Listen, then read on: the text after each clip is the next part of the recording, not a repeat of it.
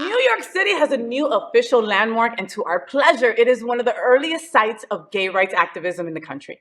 Julius Bar, in historic Greenwich Village neighborhood, received the official designation on Tuesday. This bar is at 159 West 10th Street. You guys know where it's at. It's just a short walk from the fellow historic gay bar, Stonewall Inn. So Julius started attracting gay patrons in the mid-20th century, and it's said to be the city's oldest existing gay bar. It was the site of a sit-in protesting laws against serving gay people way back in 1966. Let us know if you've been to this bar. What are we all talking about? Isn't that's beautiful that they're getting that, it's just such a beautiful title that they get to have. I mean, most gay bars don't withstand the test of time. No. Like at all. I've been to this bar. Have you? Tell me. And it was like 20 years ago. So, maybe they've done some renovations, but it is your quintessential New York gay bar. Not particularly well lit, which is fine for me. The smell of beer from the actual Stonewall riots probably still lingers in the air a little bit.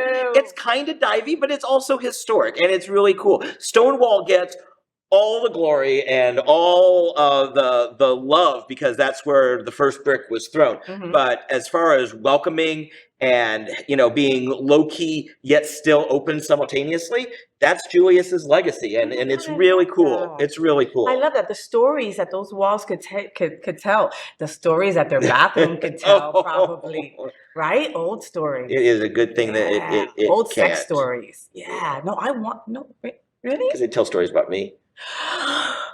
Do you?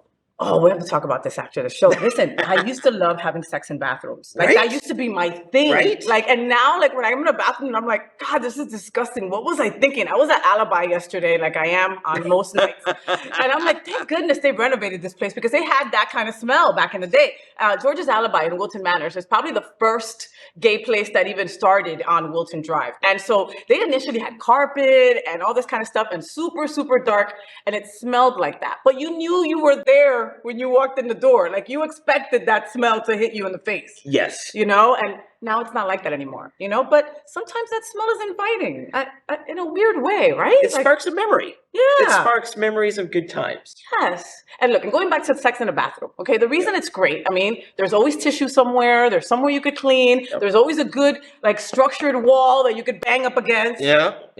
Well, yes.